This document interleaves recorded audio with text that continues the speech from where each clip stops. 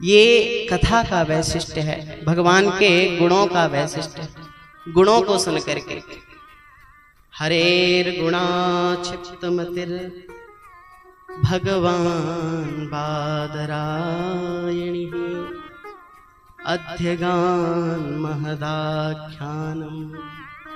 भगवान के गुणों से आक्षिप्त होकर के सुखदेव जी उस परमोत्कृष्टावस्था को त्याग करके और पिता के चरणों में आकर के अक्षरशः श्रीमद् भागवत के उस महान उपाख्यान का उन्होंने अध्ययन किया।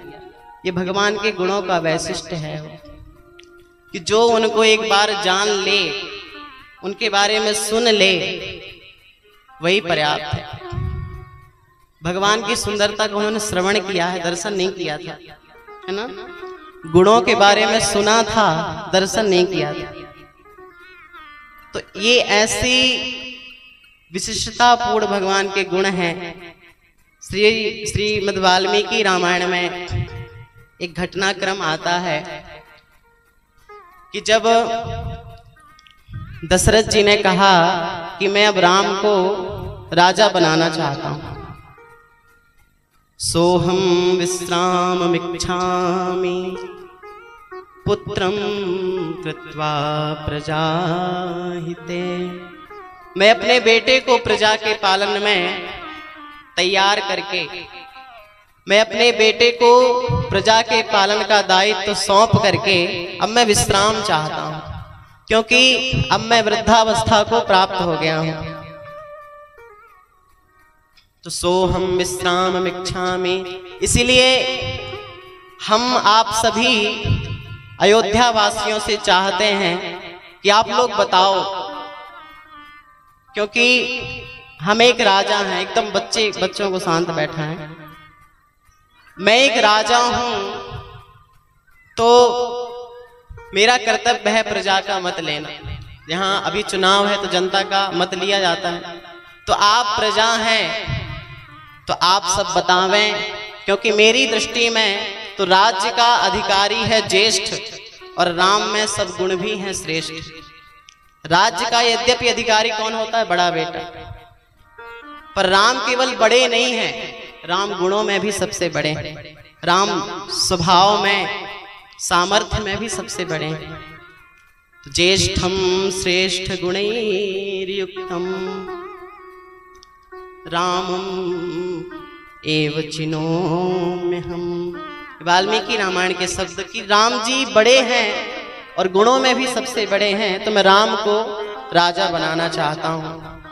तो आप लोग बताइए, नाथ नाथ राम करियहि जुबराजो, नाथ राम करियहि जुबराजो, नाथ राम करियहि जुबराजो।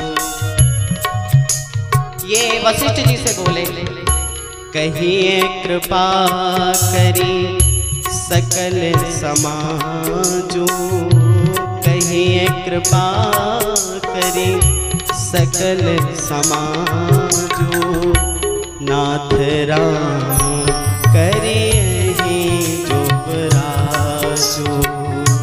मैं राम को राजा बनाना चाहता हूं, तो आप लोग अपना अपना मत प्रदान करें।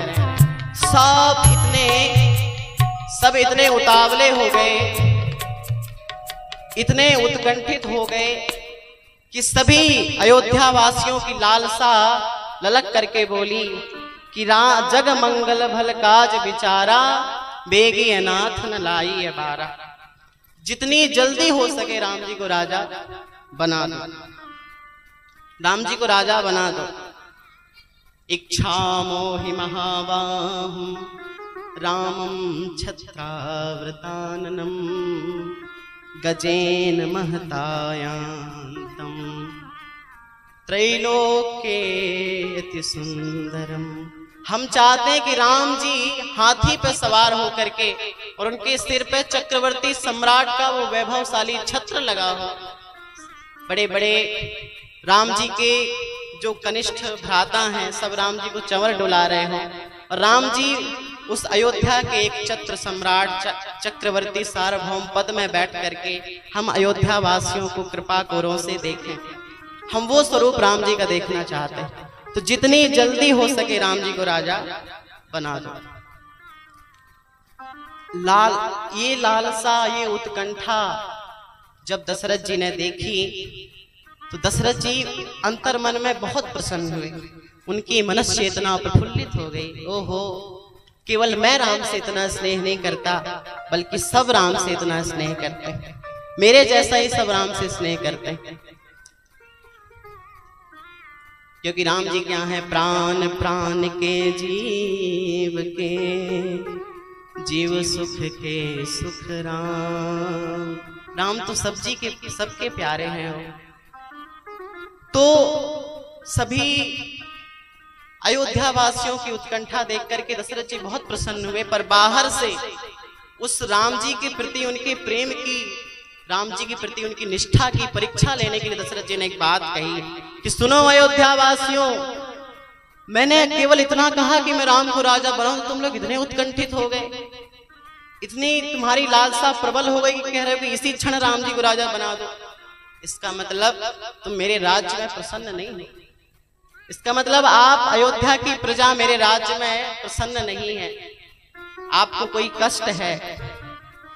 तो देखो, मैं एक बात आपसे पूछूं, कथम नु मयि धर्मेण पृथ्वी मनुशासिता। क्या मैंने धर्म पूर्वक आपका पालन नहीं किया? क्या मैंने धर्म पूर्वक इस अयोध्या की प्रजा का संरक्षण नहीं किया? क्या मेरी सन्निधि में, मेरे सम्राटत्व में आप लोग दुखी हैं? अगर आप लोग दुखी ना होते तो ये लालसा इतनी प्रबल ना होती। ऐसी लालसा कि तुरंत राम को राजा बना दो। इसका मतलब आप मेरे राज्य में दुखी हैं। तो कथम नु मयि धर्मेण, क्या मैंने धर्म पूर्वक आपका पालन नहीं किया? ये बात मैं इसलिए नहीं पूछ रहा, ये बात मैं इसलिए नहीं पूछ रहा कि मैं राम को राजा बनना नहीं देखना चाहता, बल्कि मैं क्यों पूछ रहा हूं, क्योंकि जिस राजा के राज्य में प्रजा दुखी होती है वो राजा नरक का अधिकारी होता है।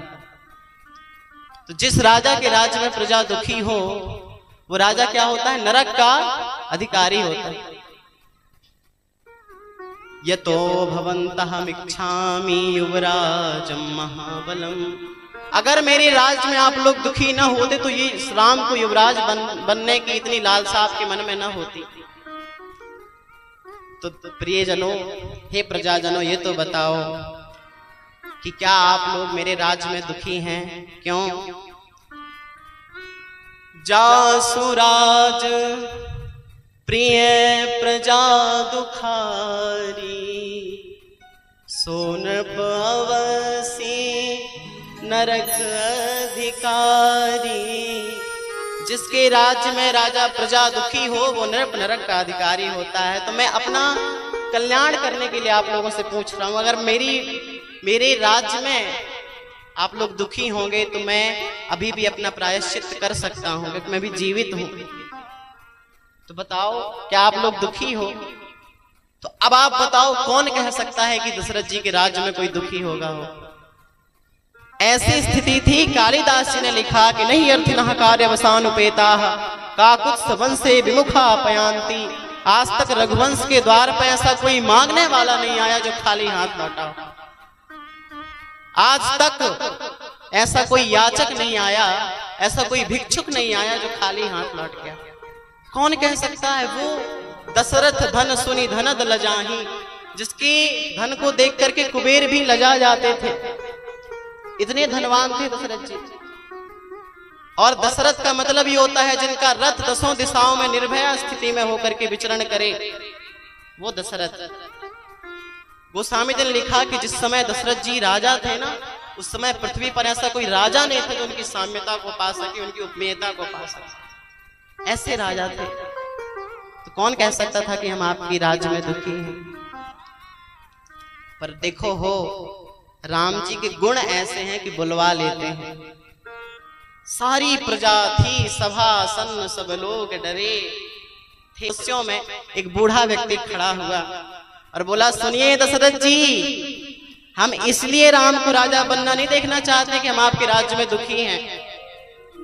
हम इसलिए भी राम को राजा बनना नहीं देखना चाहते कि आपने हमारे अच्छे से परिपालन नहीं किया, हम आपके राज्य में सुरक्षित नहीं हैं, बल्कि हम राम को इसलिए राजा देखना चाहते हैं क्योंकि बहवो नृप कल्याण गुणा पुत्रस्य सन्ति ते, गुणेन गुणताम याति पितृयान्ति पितृव्रता। हम इसलिए राम को राजा बनना देखना चाहते हैं कि आपके राम में एक नहीं, दो नहीं, हजार नहीं, बल्कि करोड़ों ऐसे गुण हैं जो प्रजा के कल्याण के लिए पर्याप्त हैं, जिनसे प्रजा का अक्षरशः और बड़े ही सुचारू रूप से परिपालन हो सकता है। क्या तो वाल्मीकि रामायण में गुणों का उन्होंने निरूपण किया है कि नहीं स्मृति अपकाराणाम सतमावर्तयत्या। हम आपके राम का हजारों अपकार कर दें, अपकार मतलब होता है बुरा, बिगाड़, हम राम का हजारों बिगाड़ भी कर दें और फिर भी नहीं स्मृति, वो उन बिगाड़ों को, वो अपकारों को कभी मस्तिष्क में नहीं रखते। और अगर एक हम उनके लिए कुछ अच्छा कर दें, उनके लिए उपकार कर दें, उनके लिए कुछ अच्छा कर दें, तो वो उसका प्रजा में बखान करते हैं, उन सबसे उसके विषय में बताते हैं। तो ये क्या है? गुण है राम जी की। दशरथ जी से सारी सभा डरती थी, पूरे अयोध्यावासी थर थर कांपते थे, पर राम जी के गुणों का जादू ऐसा है कि बुलवा लेता है। राम जी में राम कृष्ण दो एक हैं, अंतर नहीं विशेष, दोनों तो एक ही हैं। अपने जन के कारण कृष्ण भय रघुनाथ। जो राम जी के गुण हैं वही श्याम जी के गुण हैं, दोनों कल्याण गुण लीलाएं हैं। तो ये राम जी के गुण ऐसे हैं। हो हम लोग तो वैष्णव है, इसलिए राम जी के बारे में बताए, व्यास जी ने भगवान श्री श्याम सुंदर जी के बारे में बताया। कहने का भाव कि भगवान की कथा, भागवत का मतलब पता है? भागवत मतलब होता है भगवतः प्रोक्तम इति भागवतम, भगवता प्रोक्तम, जो स्वयं भगवान ने कही हो। ये कहीं और से नहीं आई, बल्कि भगवान के हृदय पटल से और मुख के माध्यम से इस धराधाम पर, इस धरित्री पर अवतरित हुई है। इसलिए कहा जाता है कि ये भगवान में और भागवत जी में जरा सा भी अंतर नहीं। और भागवत का दूसरा मतलब होता है भगवतः इदम इति भागवतम, मतलब साक्षात भगवान के स्वरूप को ही भागवत कहते हैं। भगवतः एव इदम, ये भगवान ही है और कुछ नहीं है। तेने वाङ्मयी मूर्ति प्रत्यक्षा वर्तते हरे, ये भगवान की वाङ्मयी मूर्ति। आप लोग देखते होंगे जो मूर्तिकार होते हैं ना, वो पत्थर से मूर्ति बनाते हैं, उसको क्या कहा जाता है? पाषाणमयी मूर्ति, मतलब पत्थर से जो बने तो उसको पाषाणमयी। तो व्यास जी ये सब तो जानते नहीं थे, है ना? व्यासो नारायण साक्षात, वो तो ज्ञान के अवतार थे। तो उन्होंने ज्ञान से भगवान का स्वरूप श्रीमद् भागवत के रूप में हम सभी जगत जीवों के उद्धार के लिए और हम सबके मध्य में रखा। और भागवत का तीसरा अर्थ होता है कि भक्तानाम इदम भागवतम, भागवतानाम इदम इति भागवतम। जो भक्तानाम इत्युक्ते वैष्णवानाम, कहते हैं ना इदम वैष्णवानाम धनम, यद वैष्णवानाम, ये क्या है? वैष्णवों का धन है। भागवतानाम इदम मतलब भक्तों का जो सर्वस्व हो, भगवान के भक्तों का सर्वस्व। भगवान के भक्तों को केवल यही चाहिए हो, कहीं सुनहि बहुविधि हरि लीला। कहते हैं अगर कोई कहने वाला, सुनने वाला मिल जाए तो कहने लगते हैं, और सुनने वाला मिल जाए तो सुनाने लगते हैं, और कहीं हो रही हो तो सुनने लगते हैं। उनका जीवन कथा मात्रिक जीवन, केवल कथा मात्र ही उनका जीवन रहता है। आशा वसन व्यसन यह तिनहि, रघुपति चरित हो ही तह सुनहि। ये उनके जीवन का आधार है, उनके जीवन का सर्वस्व है। तो तो भागवत के 3 अर्थ होते हैं, जो भगवान का स्वरूप हो और भगवान ने जिसको कहा हो और भगवान के भक्तों का जो सर्वस्व हो। इसलिए कहा गया कि ये इसमें अधिकार किसका है, तो जो निर्मत्सराणाम सताम, जो निर्मत्सर हैं, जो केवल भगवान से प्रेम करते हैं। तो हम आपका बहुत बड़ा सौभाग्य है कि भगवान के उन चारों चरित्रों को, प्रकर्षों को, उन गुणागारों को हम आप सुन रहे हैं। ये भगवान की विशेष अनुकंपा का ही फल है। जितना हो सके हमारे राम तो कम समय में लाभ ले पाए, और आप सबसे अक्षरशः निवेदन है कि जितने दिन भी कथा है, देखो घर के काम धाम तो जीवन भर लगे रहने, चाल आटा चूल्हा बत्ती ये सब तो जीवन भर करना है, पर कथा केवल 7 दिन होनी, और 7 दिन में भी केवल 3-4 घंटे।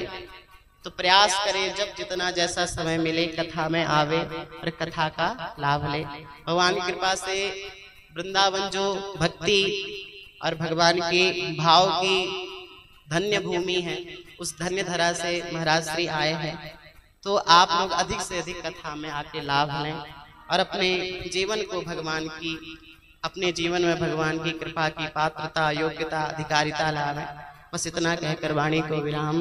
श्री सीताराम जी महाराज की जय, श्री सद्गुरुदेव भगवान की जय। जय जय सीताराम।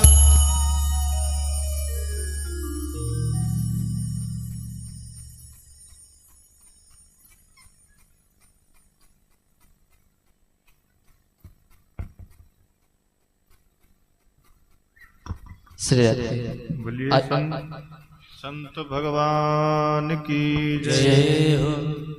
बड़ा ही सुंदर सत्संग हमें भी प्राप्त हुआ, और मैंने तो कभी दर्शन नहीं किया था, नाम जरूर सुना था। क्या वही है? हाँ, आपने बताया था शुरू में। तो बहुत ही अच्छा लगा आपके दर्शन करके, और सुन करके तो और ही आनंद आया। अब चूंकि जैसा आप, मैं जानता हूँ आप चित्रकूट से शायद पधारे हैं, तो मैं भी वृंदावन से नहीं हूँ, शायद आप लोगों ने बताया होगा, लेकिन मैं मैहर से हूँ, बड़ा खड़ा मैहर से हूँ। तो अभी दर्शन फिर से होंगे, भगवान कृपा होगी। अच्छा अभी ठीक।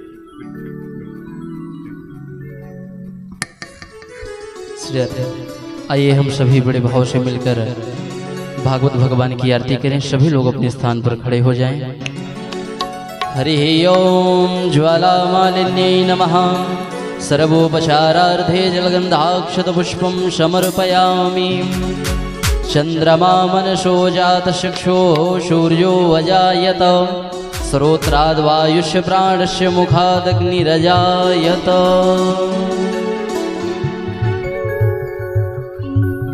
मन में बसा के तेरी मूर्ति उतारूं मैं भगवन तेरी आरती।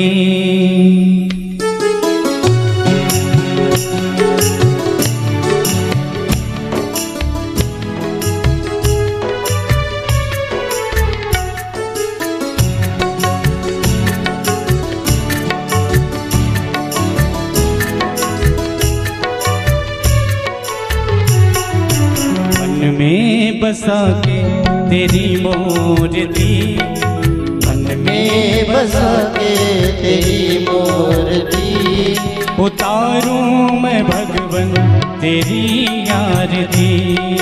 उतारूं मैं भगवन तेरी आरती।